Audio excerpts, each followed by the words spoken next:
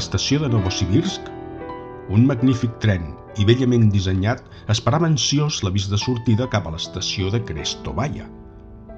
Un viatge de 5 dies per un trajecte on el tren hauria de resistir temperatures de 37 graus sota zero i fins i tot menys gairebé tot el camí.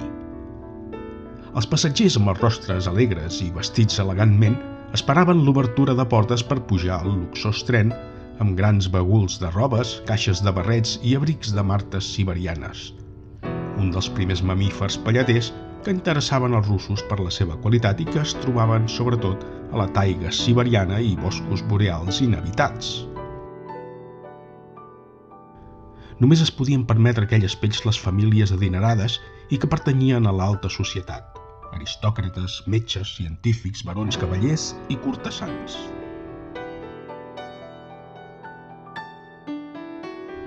Atenció, atenció! Passatgers amb destinació a Krestovaya, va dir l'interventor des d'una punta de l'andana.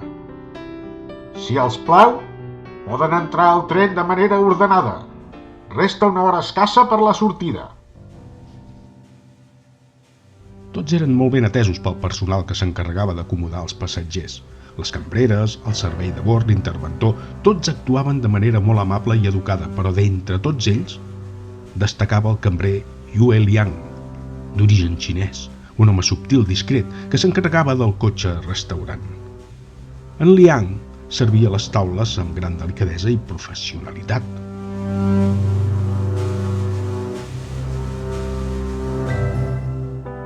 Un cop tots els passatgers van ser acomodats als seus compartiments, un sorollós xiulet anunciava l'esperada sortida. La caldera de la locomotora ja havia generat prou vapor a alta pressió per empènyer els pistons connectats a les rodes. Mentre el maquinista manipulava les vàlvules per dirigir aquest vapor als cilindres, el tren arrencava lentament deixant enrere la petita estació.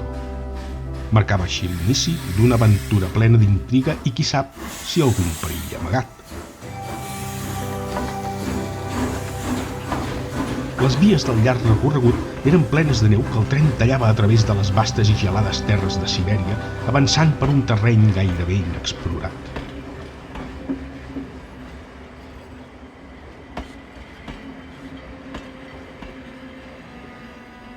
La segona nit, mentre la locomotora marcava el pas a la perfecció i a ple rendiment, els passatgers rebien un exquisit menú per sopar. Un sopar servit amb elegància i en rigorós silenci, com un ritual. Només s'escoltaven veus sordes i el so delicat dels coberts picant els plats de porcellana russa. El cambrer Yue Liang col·locava petites quantitats d'un excel·lent caviar per a cadascun dels comensals i servia pelmenis típics russos, una espècie de raviolis farcits de carn, molt ben col·locats. De postre servien blinis amb maduixa acompanyats d'un xarrup de vodka. Tot estava preparat amb molta cura per assegurar que tots poguessin gaudir d'un bon sopar.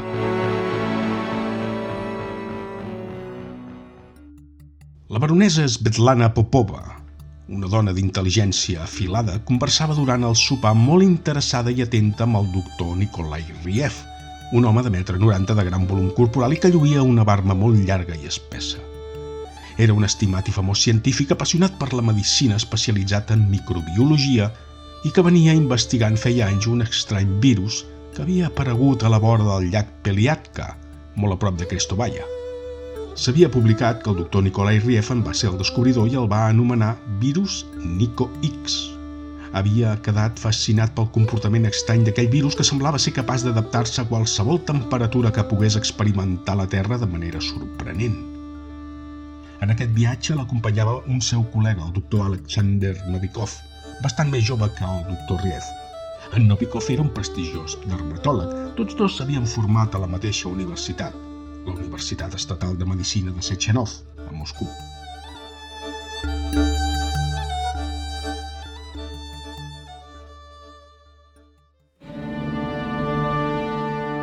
Digui'm, doctor Riev, va dir la baronesa, és perillós per als humans aquest misteriós virus del que em va fer una curta publicació a la revista Ogoniok? Em va semblar força interessant quan el vaig llegir i no li amagaré, benvolgut doctor, que també em vaig sentir una mica preocupada. El doctor Riev va deixar anar una riallada. No pateixi, No té per què preocupar-se, senyora baronesa. Aquest virus està molt controlat i no hi ha cap mena de risc per la salut humana. De totes maneres, com vostè comprendrà, hem de guardar una mica de secretisme en certs detalls per no causar alarma entre la població. I ara, si em disculpa, baronesa Popova, em sento una mica cansat i molt a desgrat meu m'hauré de retirar. Crec que alguna cosa del sopar no se m'ha posat gaire bé. Va despedir-se de la baronesa amb elegància, tot fent una reverència, i saludant seguidament també el doctor Novikov, se'n va anar al seu compartiment privat.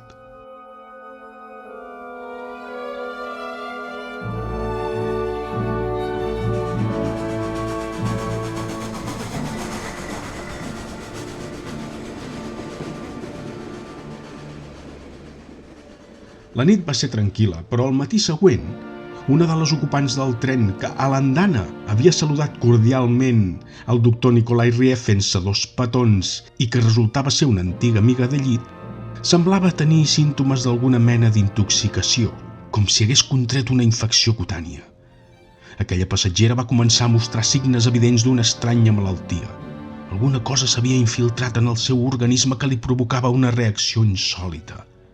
Era la formació d'escames de peix que cobrien algunes parts afectades del cos. Aquelles escames planes i lluents anaven reemplaçant la pell tradicional, canviant a la pacient un dels costats de la seva cara i transformant completament la seva aparença.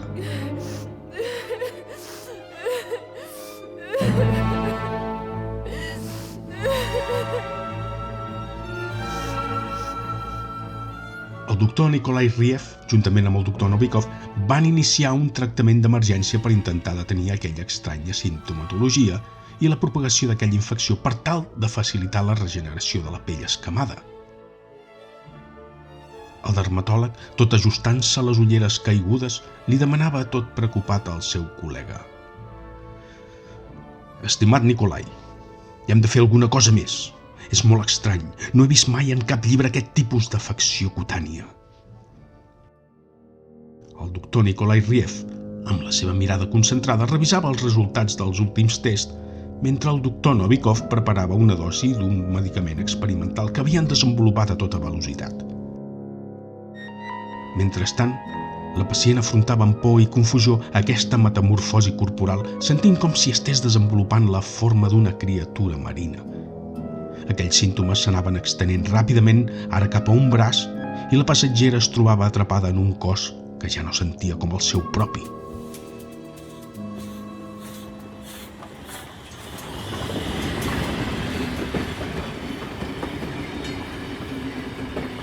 El tren seguia avançant per la gèlida i nevada regió i el dermatòleg treballava intensament, ara tot sol, per comprendre l'origen d'aquest comportament tan estrany i per trobar una cura definitiva, esperant que la misteriosa malaltia no transformés finalment a la pacient en una escultura viva d'escames de peix.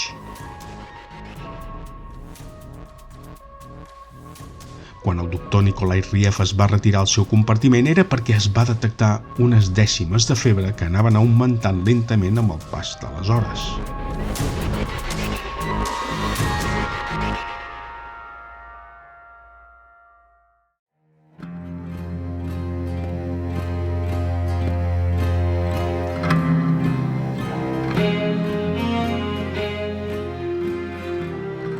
Però el prestigiós doctor Riev sabia perfectament què estava passant. El seu objectiu era inquietant i pervers alhora. Estava elaborant un pla macabre per destruir la salut de la població a nivell mundial. Ja feia 7 anys que va ensopegar per casualitat amb aquell estrany virus marí.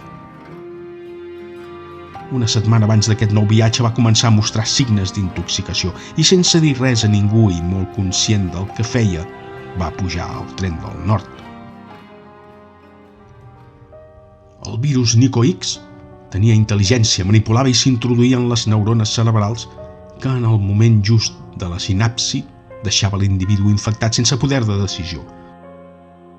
Les accions i la voluntat de l'infectat eren preses per al propi virus.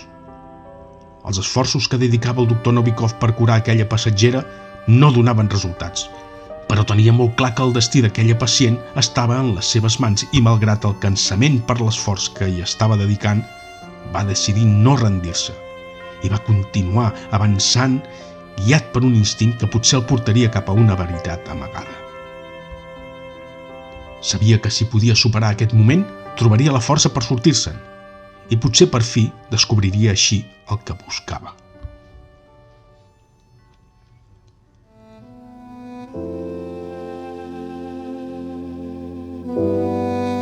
El cambrer Yue Liang, en veure el patiment i desgast físic d'aquell dermatòleg a la penúltima nit del viatge, va intervenir presentant-se en el compartiment del cansat doctor, portant-li una mil·lenària beguda xinesa calenta molt especial i alhora reparadora. Aquesta infusió és per tonificar el Jing. No tingui vostè por de prendre-la. Sé el que em faig, li va dir en veu baixa i tranquil·la.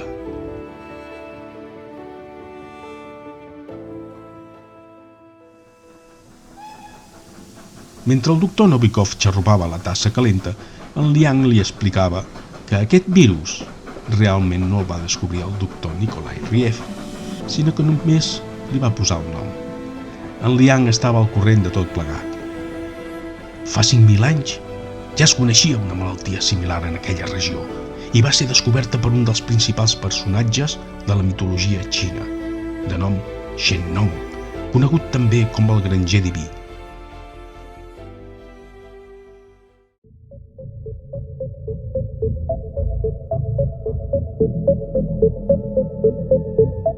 Miri, senyor Novikov, va dir amb un to més abrivat. El doctor Riev porta la infecció oculta sota la barba. Es contagia amb el contacte físic. Dedueixo que el doctor i la passatgera en algun moment van tenir contacte. L'única manera d'eliminar la propagació d'aquest virus, i cregui'm, doctor, que em sap molt greu dir-li, que és eliminant els seus portadors.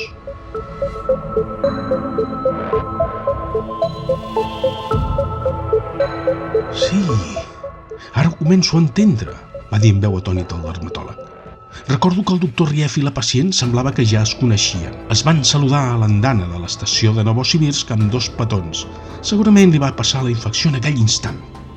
Aquell cambrer resultava ser un prestigiós acupuntor que sabia com actuava la contagiosa infecció vírica. No hi ha una altra opció. Cregui'm, doctor. En Liang coneixia com actuaria aquell virus en el contagiat doctor Nikolai Riev i quins objectius volia dur a terme, però en Liang amagava una ment calculadora. Era molt analític i deductiu, i de la mateixa manera que el doctor Riev tenia un objectiu, en Liang també en tenia un altre d'ocult. Mig enverinar amb cannabis, puntes de pinassa verda i fulles de galluva, els 2 afectats pel virus, per després de quedar adormits, clavar una agulla d'acupuntura en un punt concret i pràcticament impossible de descobrir en una autòpsia. En Yue Liang i el doctor Alexander Novikov es van posar d'acord i finalment van elaborar un pla per eliminar aquest perill que viatjava a bord del tren del nord. Així que a la darrera nit, a unes poques hores de l'arribada a Krestovaya, durant el sopar, 2 dels consomers portaven barrejada una petita quantitat d'aquella formulació que en xinès es definia amb el terme ma i que deixava a qui la prenia en un estat de son molt profunda i apnea nocturna.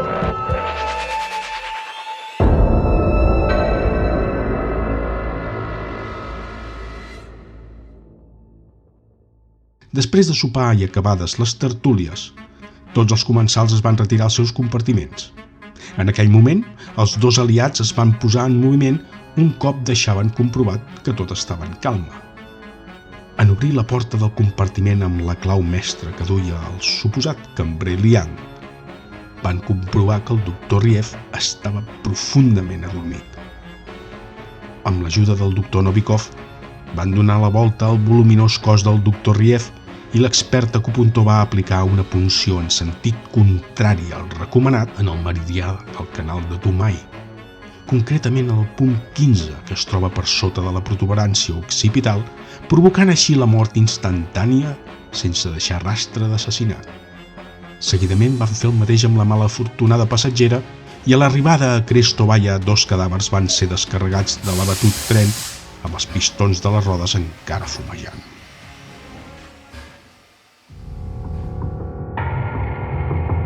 Les autòpsies van diagnosticar que havíem traspassat degut a una rara infecció cutània i la veritat restaria amagada en l'ombra del misteriós tren del nord que sovint travessava la intempèrie i que era portador de secrets que mai serien revelats.